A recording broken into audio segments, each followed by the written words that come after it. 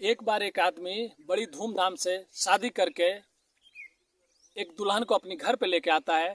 लेकिन जब रात होता है और 10 बजे जब रूम में जाता है तो दुल्हन रो रही होती है। दूल्हा पूछता है क्या हुआ यहाँ पे, तुमको कोई प्रॉब्लम है, कोई परेशानी है तो बताओ। दुल्हन बोलती है कि बस एक ही परेशानी है, लेकिन उस परेशानी को कोई भी हल नहीं कर सकता। दूल्हा बोलता है तुम बताओ तो शायद वो मैं परेशानी हल कर दूं, क्योंकि अब हम पति पत्नी हैं, तुम्हारा दुख मेरा दुख है, तुम्हारा सुख मेरा सुख है। पत्नी पहले कुछ सोचती है, फिर बाद में बोलती है मैं बताऊंगी तो आप बुरा तो नहीं मानोगे। दूल्हा बोलता है कि नहीं तुम बताओ।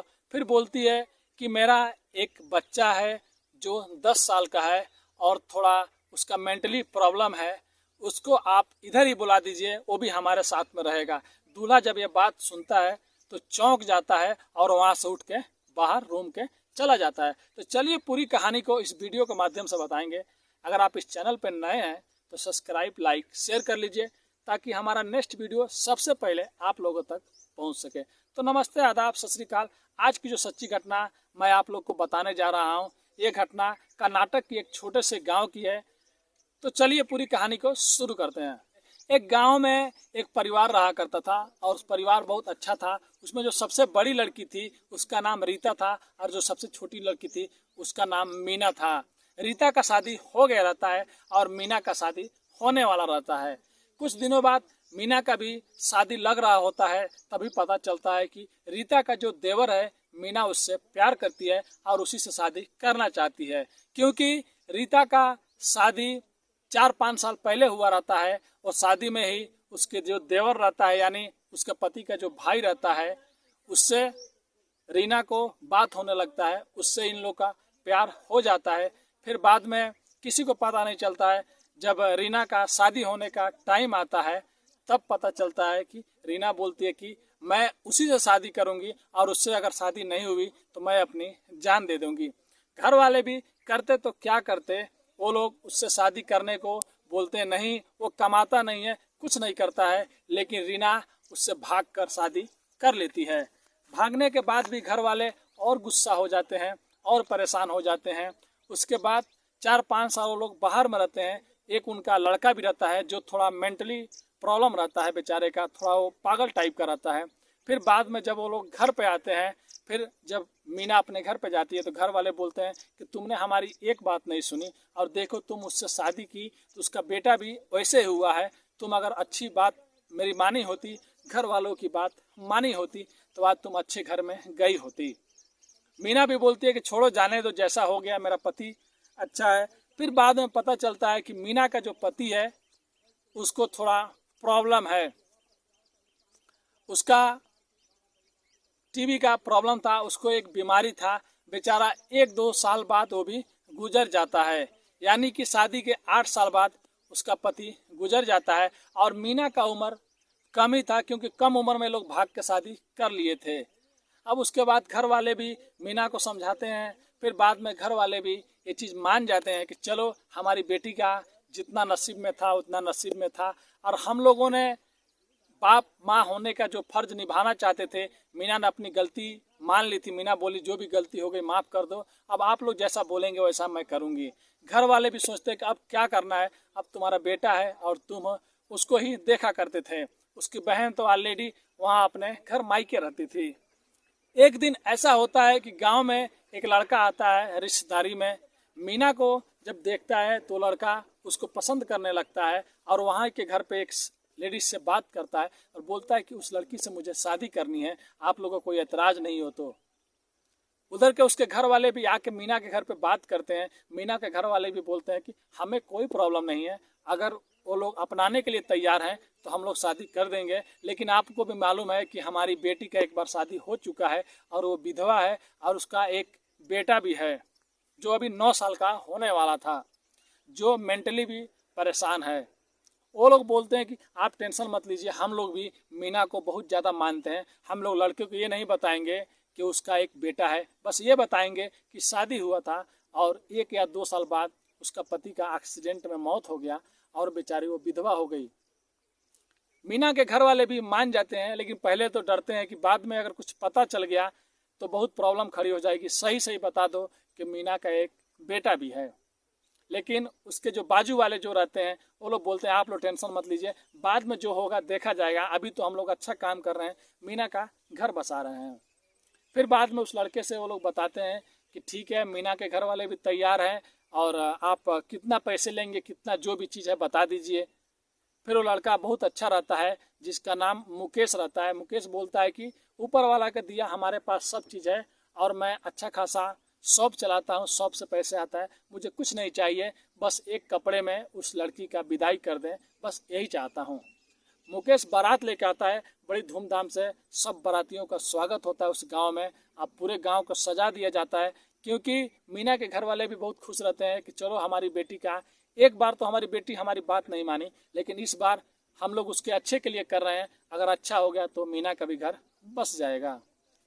फिर रात से सुबह हो जाता है, शादियां कंप्लीट हो जाती है। अब पूरी रात उस बेचारे छोटे से बच्चे को उस घर से दूर रखा जाता है दूसरे घर पे, कि कहीं से वो अपनी माँ को ढूंढता हुआ रीना का पास मत आ जाए और उससे माँ मत कह दे, जिससे वो शादी कट जाता। लड़का बेचारा उधर रो रहा होता है, उसको उधर ला के दूसरे आदमी लोग खिला पिला के सुला देते हैं। रीना भी इधर बेचारी शादी तो कर रही होती है, एक तरह से थोड़ा खुशी भी रहता है और दूसरी तरफ से गम भी रहता है कि मेरा बेटा मेरे से दूर हो जाएगा, चाहे जैसा भी है कैसा भी है, आखिर में वो मेरा बेटा है। मीना बस इसी ख्याल में खोई रहती है और कब शादी कंप्लीट हो जाता है मीना को भी पता नहीं चलता है। और सुबह सुबह जब मुकेश दुल्हन बना के शादी करके अपने घर पे लेके जाता है तो मुकेश के घर में भी बहुत अच्छे से रीना का स्वागत होता है और घर वाले भी बहुत अच्छे होते हैं।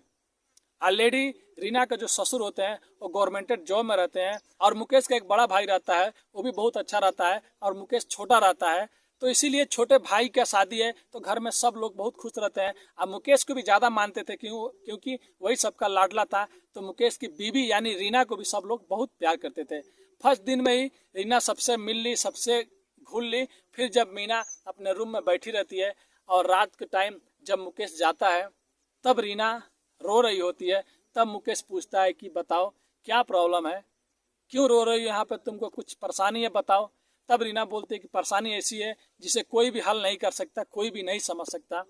लेकिन जब रीना बताती है, मुकेश बोलता है कि बताओ मैं हल करूँगा, मैं परेशानी को सॉल्व करूँगा, अभी तो हमारी शादी हो गई, तुम्हारा दुख मेरा दुख है, तुम्हारा सुख मेरा सुख है। तब रीना बताती है कि मेरी शादी हो चुकी थी और मैं इतने साल पति के साथ में रही और फिर मैं विधवा हो गई, मेरे पति का ये हाल था, ये बीमारी था और मेरा एक बच्चा भी है, मेरा एक लड़का भी है जो छोटा सा है और मेंटली परेशान है, वो कैसे कल से अभी तक रहा होगा मेरे को नहीं मालूम और मैं उसके बगैर नहीं रह सकती हूँ। और हाथ जोड़ के मुकेश के सामने रोने लगती है। मुकेश पहले तो थोड़ा गुस्सा होता है कि तुम लोग सच्चाई क्यों नहीं बताए। फिर मुकेश घर से बाहर चला जाता है और 1 घंटे बाद फिर से रूम यानी कि 10 बजे रूम में से आया रहता है, कुछ मिनट बाद चला जाता है, फिर 11 बजे रूम में आता है और रीना से बोलता है कि तुम रो मत, तुम जैसा चाहती हो वैसा होगा, तुमको तुम्हारा बेटा चाहिए, तुम अपने बेटे के साथ में रहना चाहती हो। रीना कुछ नहीं बोलती है, रीना को यही लगता है कि मुकेश शायद गुस्सा हो गया है और अपने बाहर जाके घर वालों को बता दिया है। लेकिन मुकेश वहाँ अंदर रहता है, तभी गेट खुलता है और वो छोटा सा बच्चा जो रहता है वो घर में माँ कहते रीना का पास आता है और उसके गले लग जाता है। रीना उसको देखकर और रोने लगती है और गले लगाने के बाद मुकेश के सामने हाथ जोड़ के उसके पैरों में गिर जाती है। अब बोलती है कि अगर सच में कोई भगवान होता है तो आप ही जैसा होता होगा। मुकेश बोलता है कि इसमें कोई भी बात नहीं है, तुम हमारी पत्नी हो, तुम जिसमें खुश हो उसमें मैं भी खुश हूँ, तुम्हारी खुशी जिसमें है उसमें मैं खुश हूँ। अगर तुम लोग पहले बताए होते तो मैं उस बेटे को वहीं से अपना बेटा बना के लाया होता, तुमसे एक पल के लिए दूर भी नहीं किया होता। क्योंकि मेरे को जब तुम में खामियां नहीं बस प्यारी नजर आता है, मैं जब ये जान गया कि तुम्हारी शादी हो चुकी थी, तुम विधवा हो चुकी हो, तभी भी मैंने तुमको अपनाया, तो तुम्हारे बेटे को मैं क्यों नहीं अपनाता। फिर मुकेश के घर वाले भी आते हैं, उसके फादर आके बोलते हैं बेटी आज से ये हमारा पोता है, तुम कभी भी ये नहीं सोचना कि हमारे घर में हमारे बेटे को कोई कुछ बोलेगा या अपना नहीं समझेगा। उसकी सास भी आती है, बोलती है रीना हमारा बेटा हमारी जान है और हमारे बेटे की तुम जान हो, इसके लिए और तुम्हारा जान तुम्हारा बेटा है, तुम लोग बहुत अच्छे से इस घर में रहो और कभी भी किसी को कुछ परेशानी, कुछ प्रॉब्लम नहीं होगा। तुम्हारे बेटे को हम लोग अपना पोता बना कर रखेंगे, यहीं पे उसको पढ़ाएंगे, यहीं पे उसको लिखाएंगे और अच्छी तरह से उसका इलाज करवाएंगे। रीना सबके सामने हाथ जोड़ती है और माफ़ी मांगती है और बोलती है कि आप लोग बहुत अच्छे हैं, ऐसा परिवार पाकर मैं धन्य हो गई। फिर वहाँ से सब लोग चले जाते हैं और मुकेश वहीं पे रीना को समझाते रहता है। फिर सुबह होता है, फिर रीना के घर वाले भी, उसके माँ और उसके बाबूजी वहाँ पे आते हैं। वो लोग भी देखते हैं कि रीना भी बहुत खुश है और उसका बेटा भी उसके साथ में है। और मुकेश के घर वाले, किसी को कोई भी ऑब्जेक्शन, किसी को कुछ भी प्रॉब्लम नहीं है कि रीना के साथ में उसका पहला वाला बेटा उसके साथ में रह रहा है, जिसका बेचारे का थोड़ा मेंटली प्रॉब्लम है। लेकिन मुकेश बोला रहता है कि हम लोग इसको अच्छे से अच्छे हॉस्पिटल में इलाज करवाएंगे और इसको अच्छा करेंगे। तो आज की कहानी यही थी दोस्तों।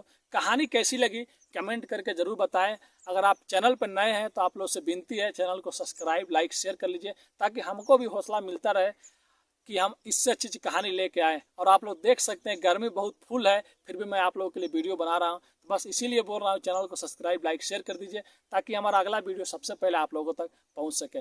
मिलते हैं नेक्स्ट वीडियो में कुछ कहानियों के साथ। अभी के लिए अलविदा लेते हैं। धन्यवाद।